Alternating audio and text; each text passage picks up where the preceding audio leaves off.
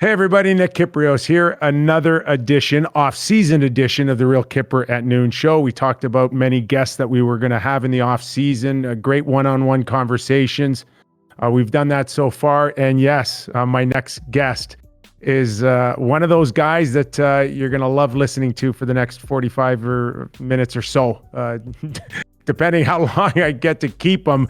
But someone that means something a little special for me in terms of my second career as a broadcaster.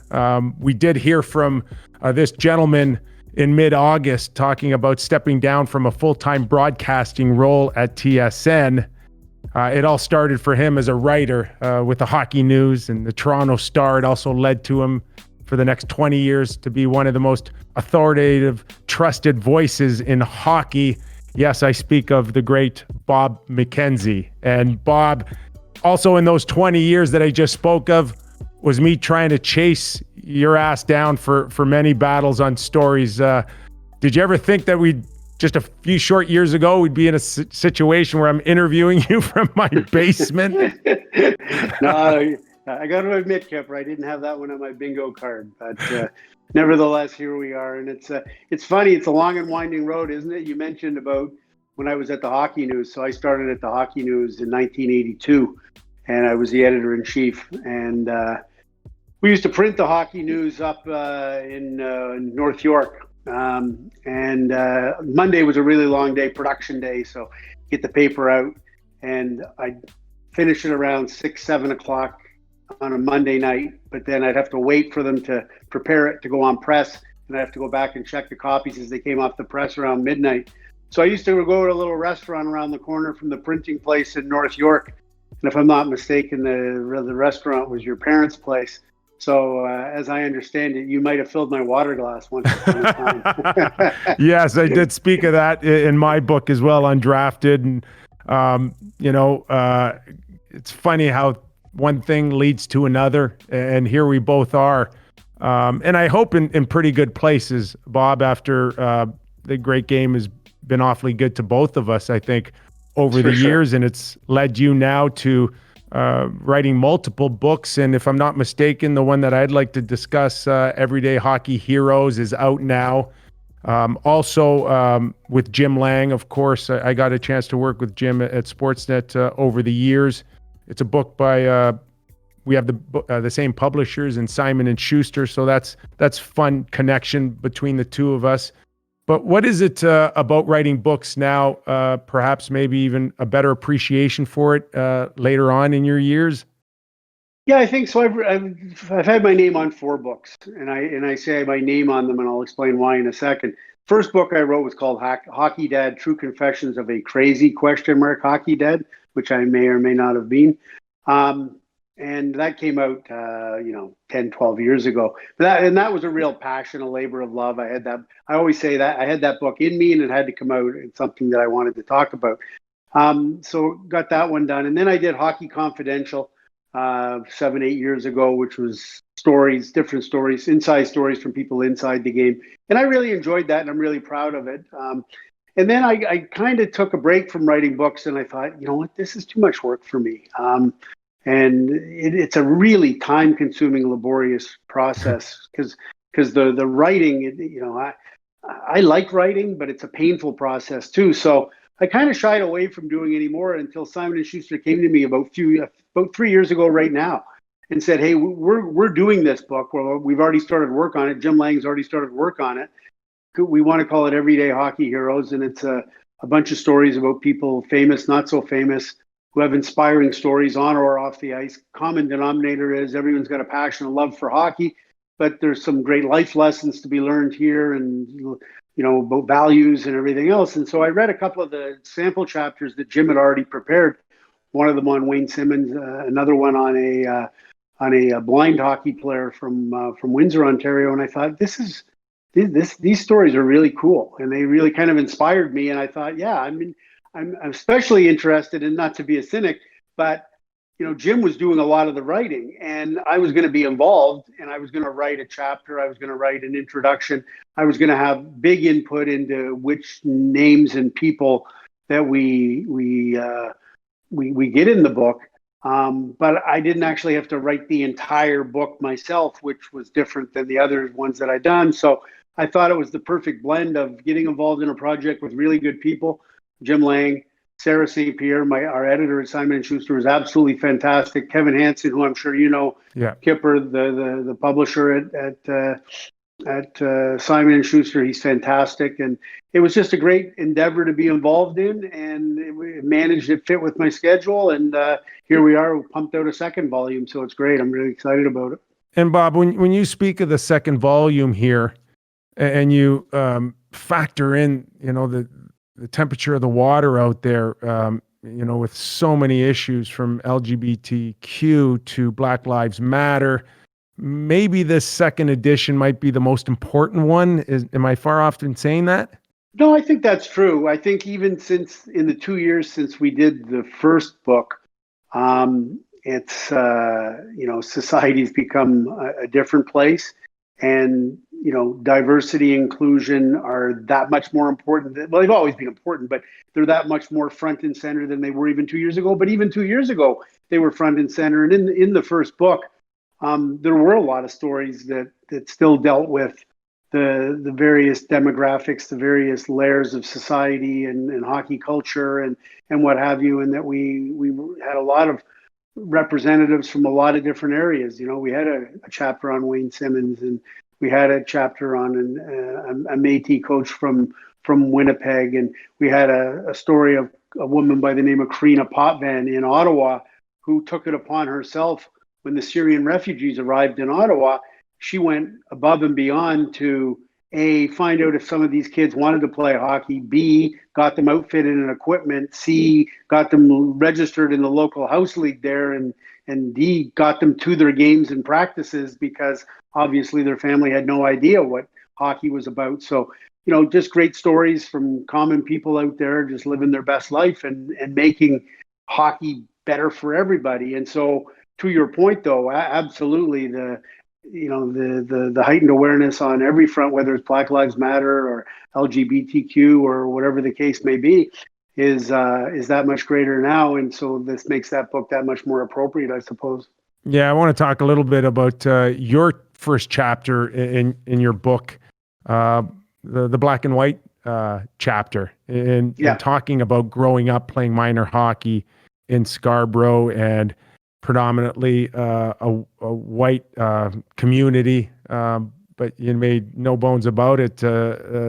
Two that stood out for obvious reasons that you stipulated in the book, Terry Mercury and Lindbergh Gonzalez, and hearing their story through their eyes. And again, for a guy like me growing up, yes, I felt a little different as the son of Greek immigrant parents, but this is really another level when it comes to Terry and Lindbergh, two teammates that you had, and then finding them to tell their story in this book. First of all, what was that experience like, finding them and listening to them all over again? Yeah, it's really kind of fascinating. And you're right, Kipper, I'm from Scarborough. And, as I said in the first book, we had a chapter on Wayne Simmons being from Scarborough. And Scarborough is kind of an interesting place, and because it's put more Black players in the National Hockey League than any other community that I can think of. I counted 10, soon to be 11, because Akil Thomas, who scored the game-winning goal for Canada at the World Junior Championship, second-round pick of the LA Kings, currently playing in Germany. But he's destined very soon to be an NHLer. So that'll be the 11th Scarbeering, as we like to call them, Black Scarbeering in this case. And so I started thinking about that, and I thought, wow, it's funny, because when I was born in 56, I moved to Scarborough when I was 3 years old, 1959, and it was quite white, and but it was a working class, blue collar sort of borough of Toronto, and I started thinking about that growing up there and playing hockey, and I thought, wow, it's amazing that there's so many Black players who have come from Scarborough, because quite frankly, when I played, there just weren't very many. The two that I remembered in particular were the two guys you talked about, Terry Mercury and Lindbergh Gonzalez, and I remembered them for a variety of reasons. Terry both of them were better players in our age group. They were in the upper percentile, not like me. I was in the lower percentile. soft, not a great player, but they were really good players in our age group, and they were notable for that reason. They were notable too because they were black, and there weren't very many black kids playing back then. They were also notable because Terry was like he's 6'3" now. I think he was probably 6'1" in Pee Wee hockey, and Lindbergh Gonzalez was a lot shorter, but he was so athletic and so powerful. That's what I remember of him. Now, I played against these guys. I didn't know them personally. I just knew of them from reputation and playing against them. And so I started thinking about them when I started thinking about Wayne Simmons and Anson Carter and Kevin Weeks and the Stewart brothers, Anthony and Chris, and all these great black players from Scarborough that have made it to the National Hockey League. And so Joel Ward, another one. So I thought, wouldn't it be cool to go back and try and find these guys and get their perspective on what it was like for them versus what it was like for me. And, and it wasn't difficult to track them down because Terry's easy to find because I knew I'd heard him on Sirius XM. He's a broadcaster who does sports updates on a lot of the platforms for their Canadian stations. And so it wasn't too difficult. In fact, Jim Lang had all his contact info. I just reached over to Jimmy and got that. And Lindbergh Gonzalez, from when my own kids played hockey, I knew that there was a black referee in the GTHL with Gonzalez on his nameplate. And I thought, man, that's got to be the guy I played against back in the day. So through the GTHL, I was able to get hold of Lindbergh. And I sat down with both of them for a few hours apiece. And they poured their heart out because I think they had some real stories they wanted to tell about how difficult it was at times for them. And it was amazing to me to get that perspective from them and find out how similar their stories were and how different they were than obviously my story. Yeah, and for me growing up, Bob, not many black kids played hockey, but the ones that did, I never found it around me that negative energy. But that's not, and obviously, I was just not aware of it, and just the ignorance of not knowing. But it was clear that it was out there, and it's been out there for a very long time. And it just seems like the last few years, it's been really brought to our attention to the point where, we feel like we need to put an end to this. We need to stamp it. And that's really what's happened in the last few years is just whether or not you were around it or not doesn't mean that it didn't happen. Well, you're right, Nick. And I think what it is we're often not aware of things. And that's where we talk about confronting our own white privilege, if you want to call it that. And I know some white people get offended if you say white privilege is a real negative connotation. It's not a negative connotation, really. It's just a description of something.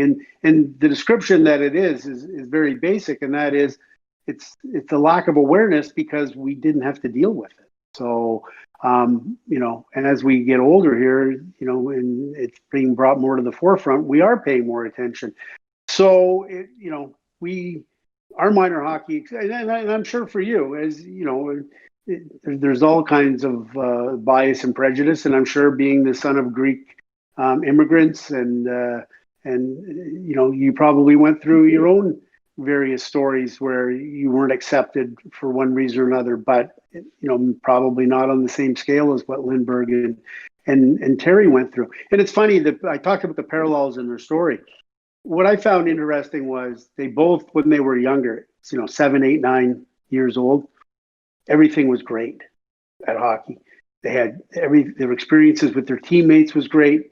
Their parents' experience with the other parents was great. Everything was somewhat idyllic. And both of them made the comment that, 7, 8, and 9 years old, kids haven't learned to be biased or to have prejudice or to be racist. And it really is a learned thing, I think, over time. And what they found, though, as they got on a little bit, it started to ramp up. And to the point where when they got to be, in the case of Terry, I think he was 14 years old, might have been his major bantam year, and he was the best player on his team, and he was one of the best players in the city. And he had just a terrible time with his own teammates, calling him the N-word, ostracizing him. And then accusing him of being sullen and withdrawn and not a guy that wanted to be friendly with everybody on the team. And he said even the kids on the team that weren't participating in the overt racism of some of the other kids on the team, they couldn't seem to understand why he would be upset or why this was a bad thing for him. And that frustrated him and made him even more withdrawn. And that year knocked the wind right out of his sails in terms of his love for the game of hockey.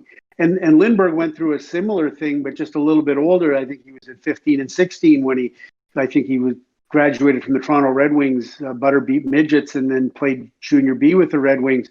And he had a really positive experience when he was like 14 and what have you, playing on the team. That he had a coach who supported him and backed him up, Tom Horton Sr., who ran Horton Spice Mills.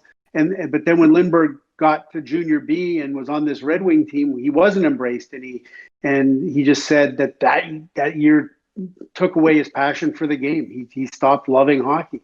And as I said, both these guys were really good players, and they feel like, looking back on it now, if they hadn't had those years that took the wind right out of their sails, could they have gone on and made a career of hockey, or at least got to the next level? Like there was the common denominator for all of us in that birth year was Dwight Foster, who went on to the Kitchener Rangers and is the all-time leading scorer for the Kitchener Rangers, and then went on to the NHL. And Dwight was actually a 57 born, but he always played up. He was so good, and he was the measuring stick for everybody in our age group. And Lindbergh thinks he was as good or better than Dwight, and Terry thinks he was as good or better than Dwight. And they're not saying they would have made the NHL the way Dwight did, but they wonder what might have been if not for the years that they had that took away the passion for their game. Yeah, if there was more of an even playing field. So many inspiring stories, Bob, breaking down barriers, LGBTQ stories from Joey Gale and Jessica Pratt. And they're heart-wrenching stories in terms of what they had to go through and endure during trying times, especially in a game, Bob, where our masculinity is still questioned on a daily basis, isn't it? Yeah. Here's the thing, Kipper, and this is the other common denominator that runs through the book, is that everybody's got an incredible passion for hockey. Everybody that's in this book loves the game so much. So let's start with that basic fact. We all love the game. And so you would think if everybody loves the game, that's enough for it to be, our common interest. So everybody could just get along. We'd all be happy. There's no problems. Except that within the hockey culture, if you are gay or if you are transgender, you're not as easily accepted by as many people. And Kipper, you're a parent, and I'm a parent. And what I've always tried to do, and I really think it helps you to be empathetic, is just think, well, what if that was your kid? Well, whether it's gay or whether it's transgender or whether they're black or whatever the case may be. We just want our kids, if they love the game of hockey, to go hockey and have a positive experience and go to the rink, enjoy time with their teammates, come home, learn some valuable life lessons, and it's all good. That's the goal for everybody. Yeah. And yet, in the case of Joey Gale, who as a teenager in Minnesota was a closeted gay teenager, nobody knew that he was gay. He didn't want to admit it to anybody, and he didn't feel comfortable in the atmosphere or in the dressing room. There was toxic masculinity. There was homophobic slurs. There was both overt and maybe some people didn't even realize some of the words, the terminology they use, and we were all guilty of that in the past until I know myself, I would use language that wasn't appropriate if there was a gay person there, but I didn't realize it at the time when I was younger.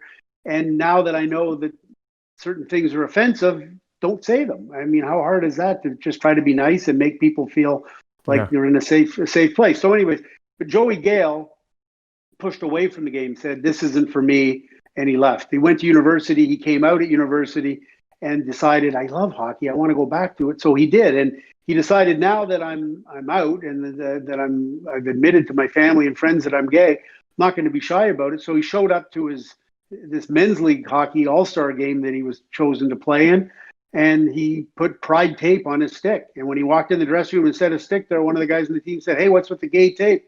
And he said, oh, that's me. I'm gay. And he found that he was warmly embraced and that he was welcomed and that there was no homophobia, and everybody was like, hey, that's cool.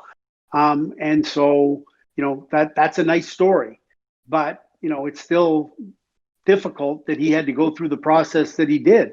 And same thing with Jessica Platt as a transgender person, as a woman now who as a kid growing up just never felt comfortable in the body that this child had. And so this story of Jessica Platt, I mean, I know what I understand on one level. All my life, I've understood what transgender means and is. But then you read this story from Jessica Platt, and you realize that she says going to hell and back, the torture that you have to go through, and pushed away from the game, and not comfortable in your own skin, having to go through the process that she went through, and to come out the other side of it, and then even after being a transgender, going through the process.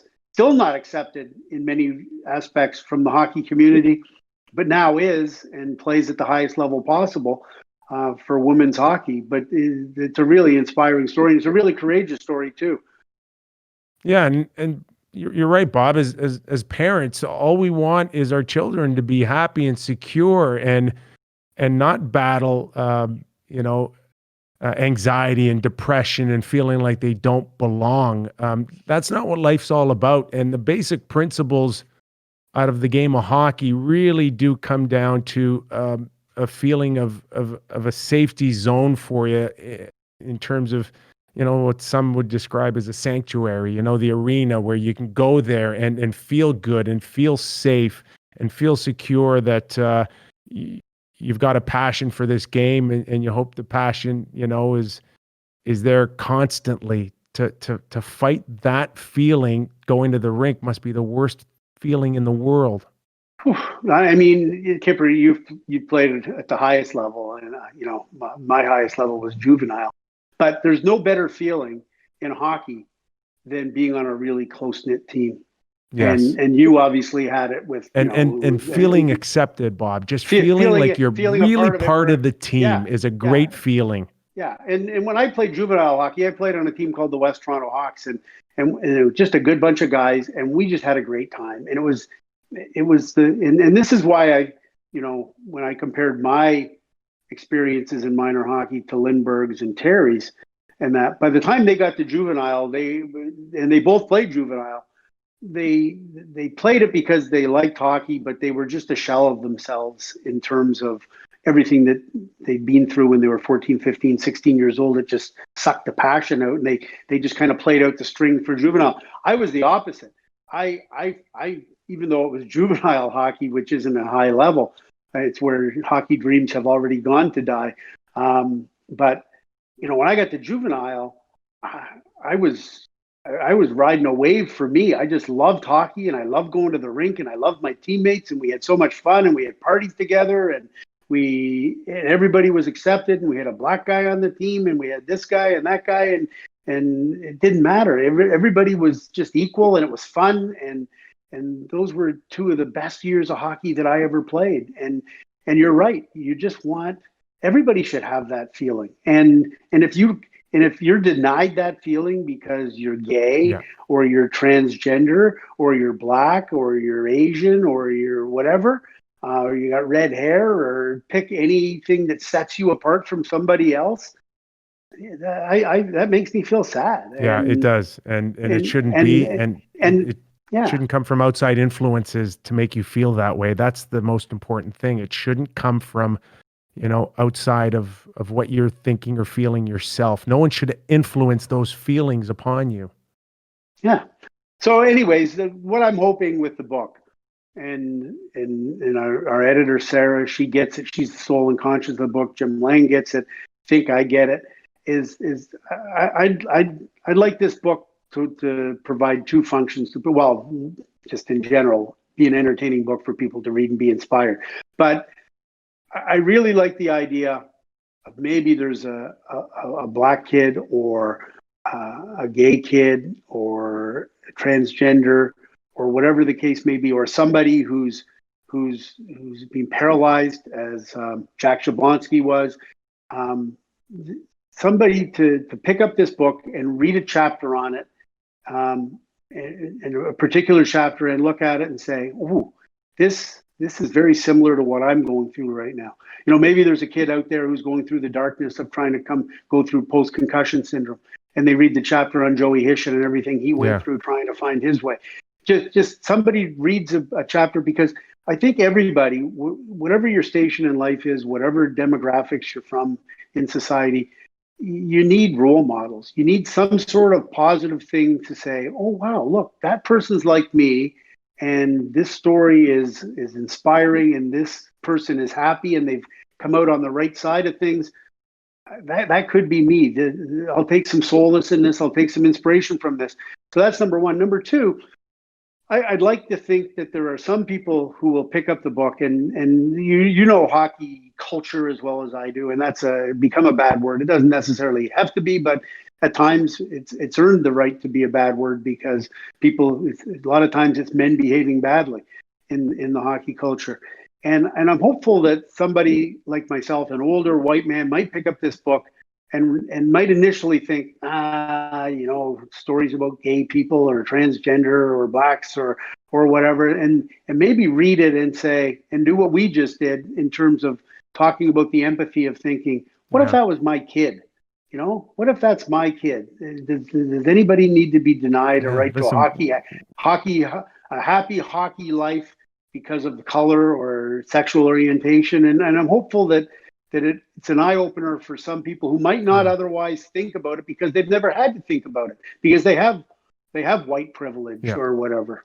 Yeah, I'm with you. It's just let's put ourselves in someone else's shoes just for a split second and just imagine what that would feel like. That to me is the biggest starter of them all.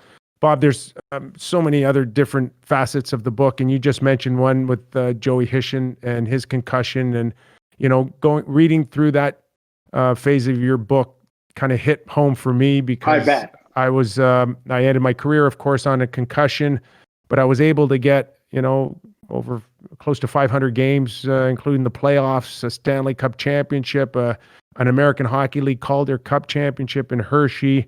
I could look back and say, okay, I got some really good things out of it. Joey Hisham didn't. And I'm so sad for him on that. But again, inspiring, turning his life around and finding different ways to get into coaching or teaching, and really embracing it all over again. I'm sure, you know, you grew up with sons that battled concussions as well. It must have hit a little bit home for you as well.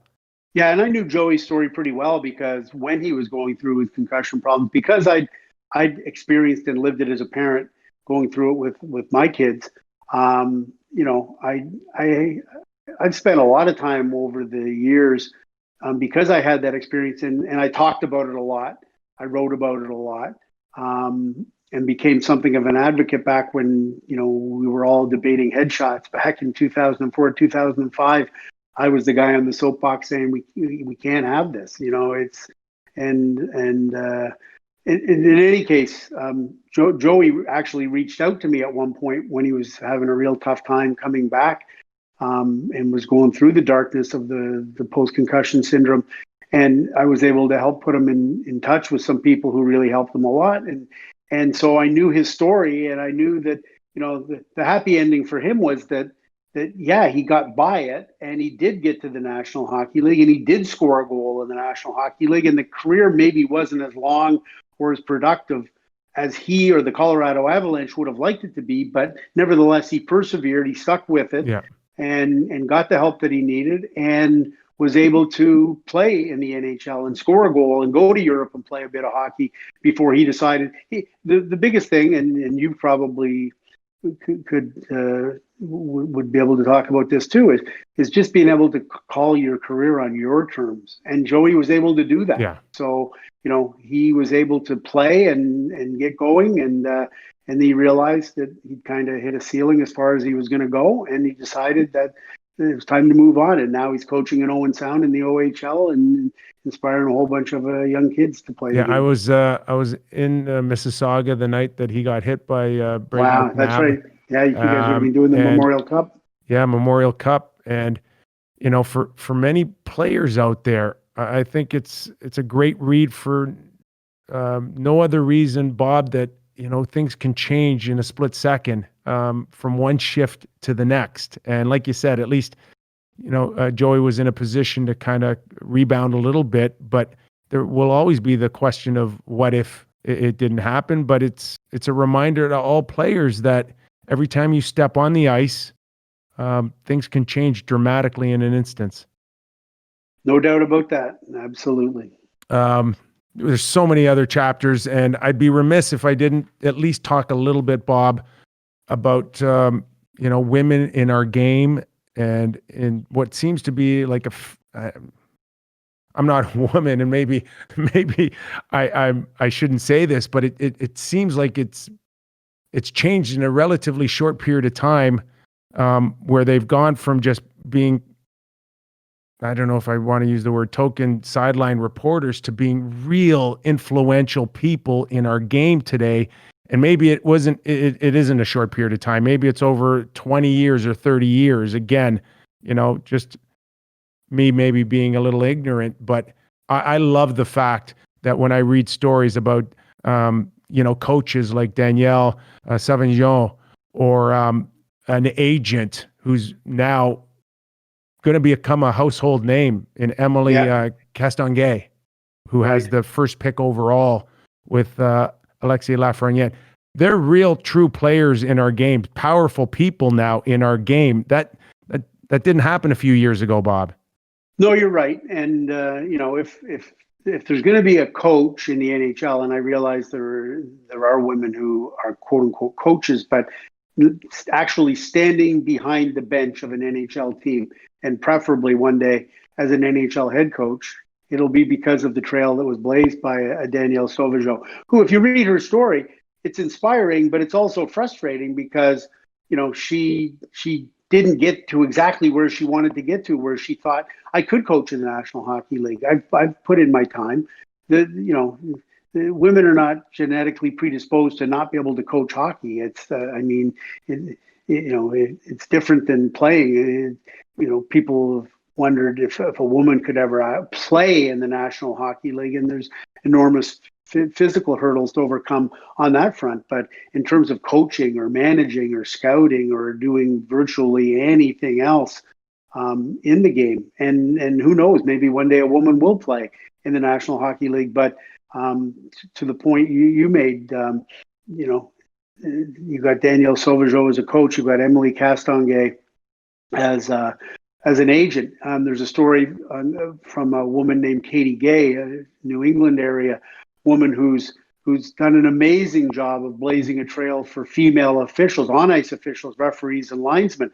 She's not only done women's hockey at the Olympics and at the highest level, she's also done men's NCAA games. She's done NHL rookie tournament and prospect games. And I've talked to Stephen Walkham, the director of officiating from the National Hockey League, and he's absolutely convinced it's on the relative near horizon that there will be a female on-ice official, whether it's a referee or a linesman. It won't be Katie, because Katie's on in years in terms of her officiating career, but she's blazed a trail for female officials, so that they're constantly, Stephen Walkham and the NHL are constantly on the lookout and scouting and evaluating, and they've been looking at all sorts of options in terms of women at these rookie tournaments and what have you.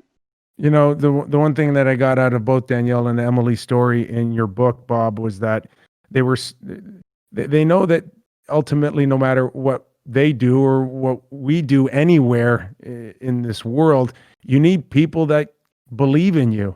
And I got a kick out of Danielle's story that Serge Savard called her to coach in the Quebec Major Junior Hockey League, and she actually hung up on him because she needed proof that it was really him.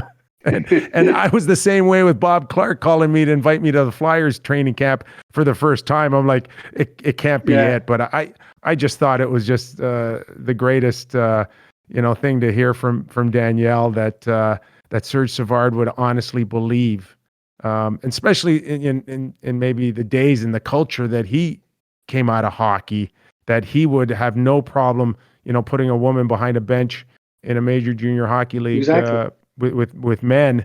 And then Emily as well, her story, Bob, in terms of being smart enough to understand that sometimes it takes a village, to raise a child. And in this instance, Pierre Gauthier was kind enough to sit down with her and help her understand what it might take to get into the ranks of a predominantly male-dominated industry.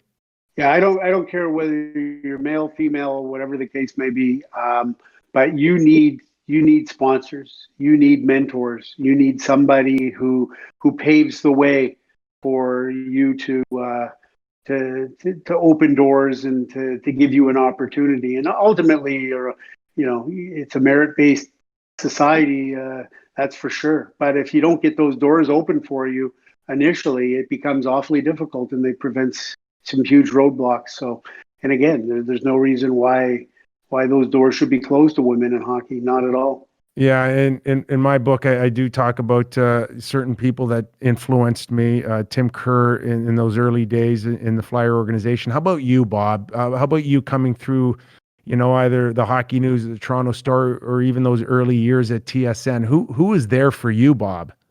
Oh boy, so many people.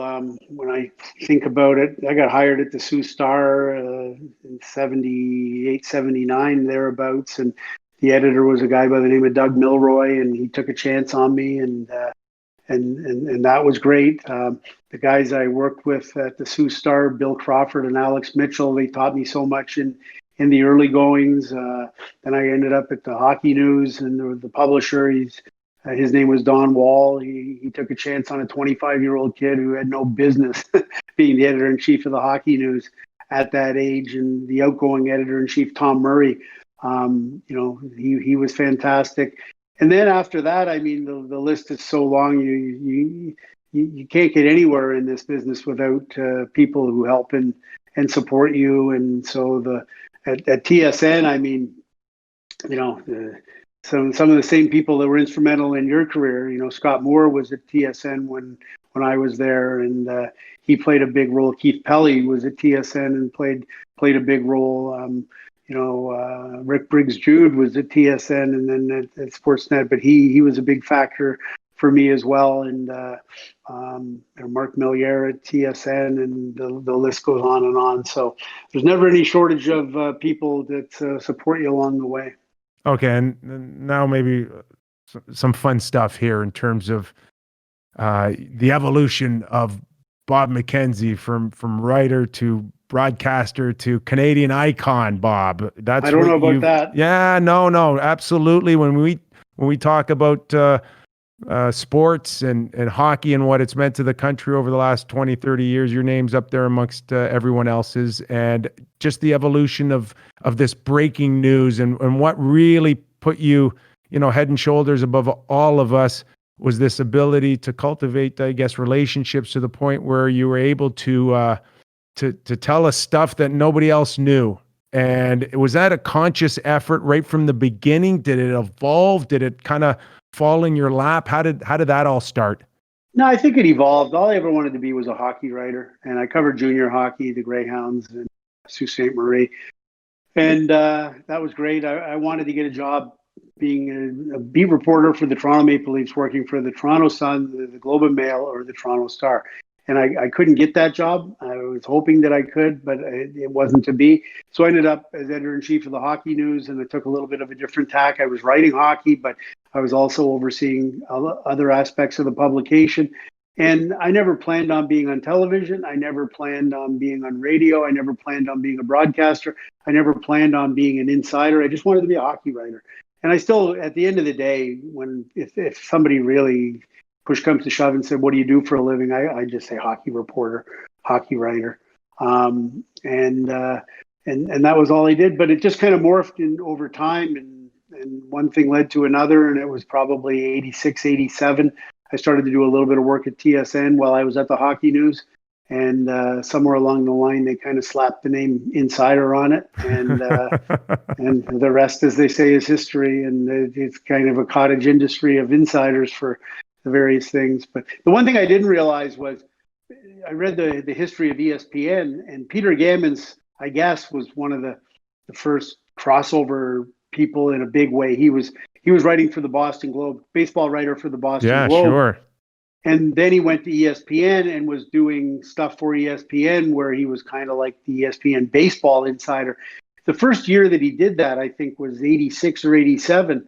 And it was the same year that I first appeared on TSN doing stuff. And I don't think TSN initially called me the insider that first year that I was doing it. But, I didn't realize that was Gammon's first year, and it was my first year just starting on TV too. So kind of weird. And, when I wrote my book Undrafted, and I kind of fell into it too, just in terms of, trying to keep up with the Joneses. And of course the Joneses were TSN, you were and TSN, and trying to carve out a little bit of a niche for me at Sportsnet. In my book, it's not a glamorous job, Bob. It's not a lot of fun sometimes asking people. You're right. You're harassing people. It's a pain in the ass, but it goes with the territory. But it goes with the territory, and there's a good payoff. And inquiring minds want to know, Bob. That's what the bottom line is. Tell me something I don't know. Yeah, exactly. And then it's funny because over time, too, what we found out that breaking news. Hey, listen, you get a really big scoop. It's great. But what we found more recently, especially with the advent of social media and so many more people doing it, is that they end up becoming quote unquote hollow victories, where you've got the scoop for about 10 seconds, and people don't even remember anymore where it originated. Nobody cares. Nobody cares except for those of us that do it, I guess. And then. So what you need to do is you gotta round that game out, and you gotta come up with perspective. And it's not enough to break the story. Then you got to tell people what it means, and you got to tell people all the various levels of impact up and down the line, and how it came to pass, and what it means for this guy, and what it means for that guy, and now what's it going to mean going forward. And so you need to that's where you get it. And quite frankly, breaking a story is great. If you can break it and do all that other stuff, then you really own that story. But even if you don't break the story, if you're able to be the first one to, somebody could break a story and say, here's the contract. This guy signed the contract. And then if you get the terms before anybody else and says, oh man, this means this team's going to need to make another trade. They can't afford to bring this guy in if they don't move him. And the guy they might be moving is this guy. And now suddenly, okay, well now you've built layer upon layer on just the actual breaking news isn't the most important thing. The breaking news leads to a whole bunch of chain reaction of other things. And it's your job to interpret and report those things. The other thing that I talk about in my book is the domino effect sometimes, in terms of, the way some NHL teams treat breaking news and finding out if there's leaks, and, threatening people's livelihood if they find out it's them that leaked stories. Again, that's another layer upon us that, people on the outside don't necessarily see. I mean, do you recall over your career ever, putting people in tough predicaments and, feeling like, did I cost somebody their job? Yeah, you got to be, and this is one of the things that I learned as we went along, though, and sometimes there were stories I know that I could have laid the whole thing out, boom, like I could have nailed it from top to bottom right away, but I also knew that if I did that, there was maybe a decent chance that the person who gave me the information might be vulnerable. They might get nailed. Yes. And maybe they didn't even realize it. They gave me the information, and I realized if I put this out there, I could easily see this coming back to this guy's doorstep. And so in those instances, there were times I might filter it out a little slower, and then by doing that, you're actually alerting all your competitors and everybody else. Here's a story that's unfolding before our eyes, and it's quite possible that they might come over the top and report the whole thing. But I was prepared to live with that because I want that source to live a long life, feeding me things for a long time. And so sometimes I would put the information out a little bit in a phase, put this out, other people would start get on it. And then once you could see other people were on it, now Yes. you knew the hornet's nest had been kicked over. Then maybe you could come out, boom, here's all the details, and put it out there. And I felt better about doing that, and maybe sharing the scoop, if you would, with other people, or pieces of it with other people, to protect the person that gave it to me in the first place. To throw off the scent.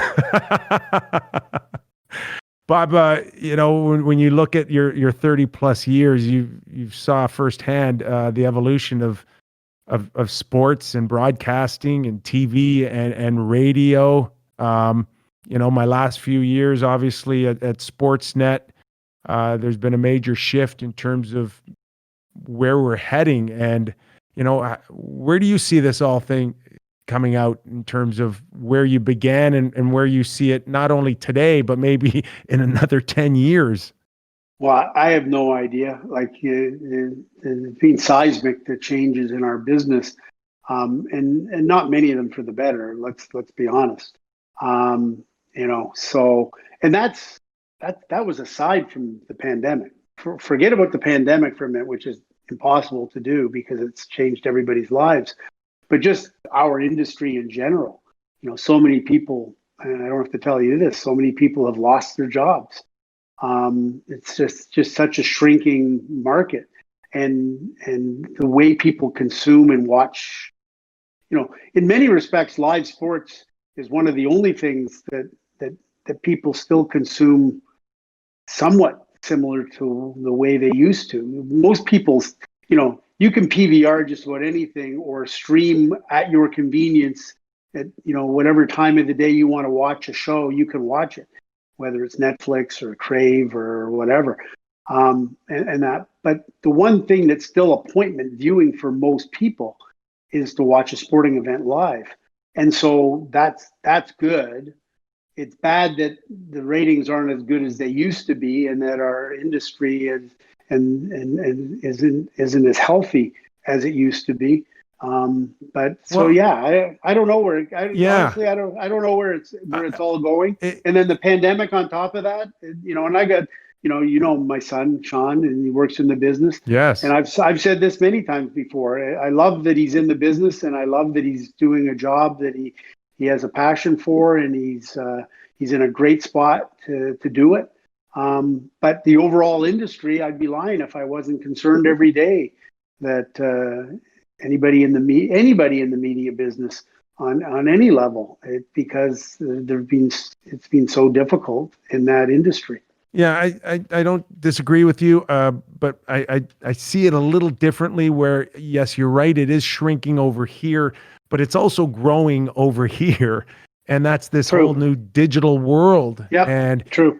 We're going to have the same message. They're still going to need people to, like you said, not only break a story, but add the layers to it, but they're just going to do it in a different manner. And, I wouldn't have thought, 3 or 4 years ago, it would have been possible for me to have a one-on-one interview with you from my own basement, on my own set. But it just seems like we're in that transition right now. And even pre-pandemic, you're right, there was just this shift right now. And, we'll still get our live games. We just might be getting them over our mobile phones a lot more in the next few years.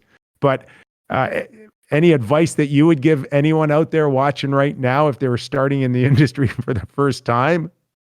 Well, I definitely don't want to be that guy. Usually there's a curmudgeon-y guy who at the end of his career they'll say, well, any advice for the youngsters out there? And say, yeah, don't go into this business, because I would hate that. I would hate that. I would just say this. I always tell people it's the best of times and the worst of times. It's the worst of times for what we talked about, the convergence, and so many fewer companies doing it, and the economies of the business are not as good now as in fact, they may never have been worse in many respects. So it's maybe the worst time ever to try to break in. And yet, to your point, it's also the best time. I mean, if you're good, and that's the if you're good at what you do, you can literally do it in an unconventional fashion now with the various channels on social media, whether it's Twitter or Instagram or TikTok or whatever's out there, if you have something that is marketable and you've got a vehicle, you can drive that vehicle yourself. And if enough people jump on board, it'll create critical mass for you to either get hired by mainstream media outlets or an NHL club. You know, how many analytics people have been hired because of the work that they did on social media or a website, their own proprietary work that somebody, you know, whether it's a site like, you know, CapGeek or whatever, over time that have gotten jobs in the business because they're self-made people through social media that had a skill that a large number of people recognized they had it. Yeah. And so you know, you have to be good, and you have to have that marketable skill, and that sets you apart. So I guess if I was giving advice to young people in terms of doing anything, I'd say, what's your point of difference? What makes you special? What is it that you've got that is going to take you somewhere out of the crowd? Because there is this enormous crowd of people that want to do it. And I used to sound like one of the Sutter brothers and say, you know, you got to work harder than everybody else. And that is true, you know, 100%. And you worked hard to make yourself a broadcaster, and I worked really hard, but, you know, hard work alone ain't going to get it done. So what is it that you've got? What unique skill or avenue can you go down that makes you different than the person next to you? And that's, try and find out what that is, and then go full steam on that. Well, and you just mentioned the crowd. There has never been a bigger crowd. The level of competition, and I say this to my kids, you know, studying right now is, you know, almost be a guarantee that you get an education and you get a good job. And that's not the case anymore. It's just like you said, it's, what are you doing to stand out? Why are you the difference maker? Why am I going to pick you over, you know, a million other graduates? And I look back, Bob, you know, even 10, 12 years ago, and once upon a time, it was just Sportsnet and TSN. There was nobody else out there. There was no level of competition. And it was only a matter of whether you were going to get a story first or we were, and we were competing against each other. Now look at the scope of breaking news and who you got to beat. And now if your next door neighbor has a mobile phone, they could be an insider if they see something on a particular day. Well, you're right. And now the teams with their social media, the agents, you know, some of the people who used to leak the stuff to you, now they want to get credit for it. So you're right. It's completely changed. But the good news for me is I'm not doing it. You're semi-retired.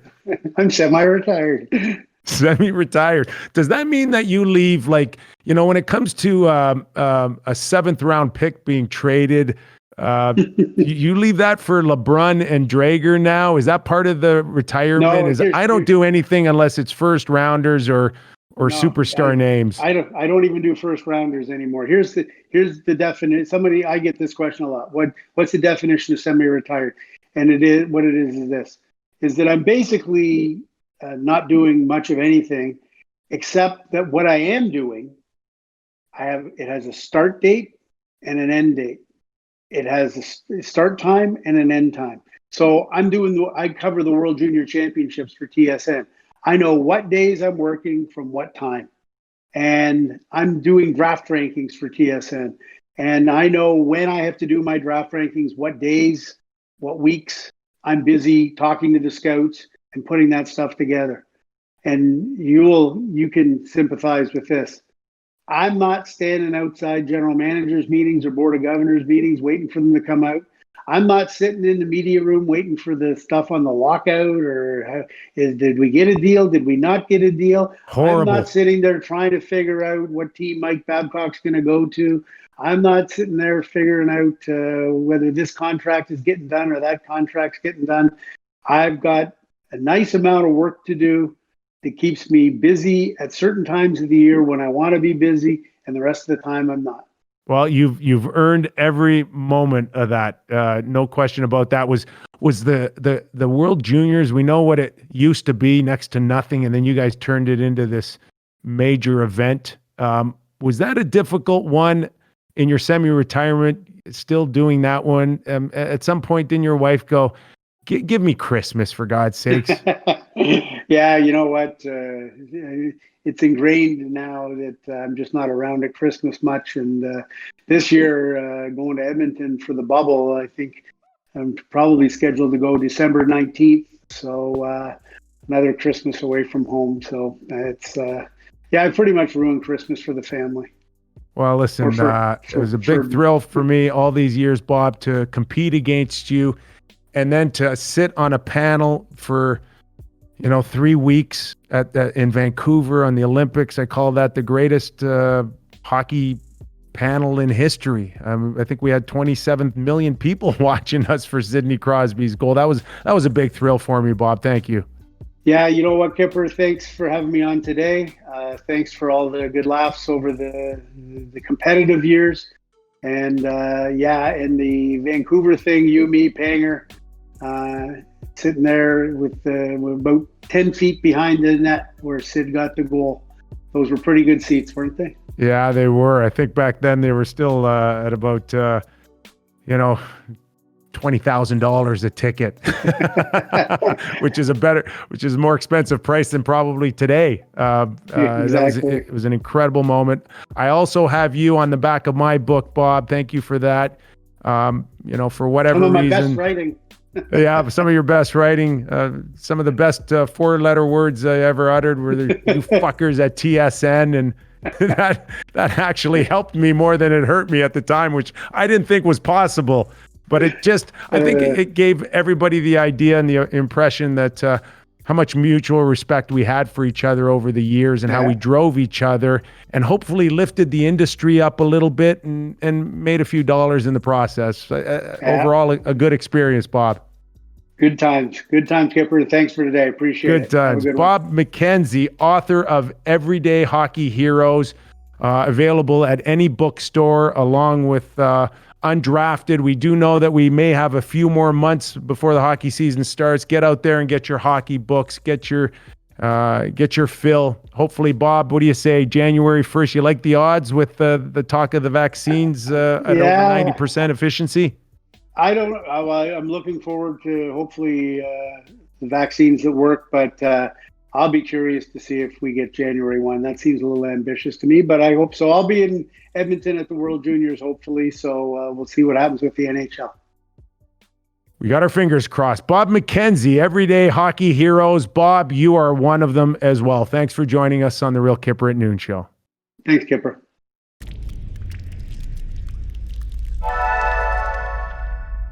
Once again, our thanks to Bob McKenzie, TSN legendary broadcaster, over 20 years now, and a guy that I chased on many occasions. Thanks so much, Bob, for 17 uplifting and moving stories in your rendition of Everyday Hockey Heroes, available at any bookstore. It's a Simon & Schuster. Mine's also out there. It'll help us buy time until we get to puck drop, hopefully January 1st. So enjoy those readings, and we'll see you next time on the Real Kipper at Noon show.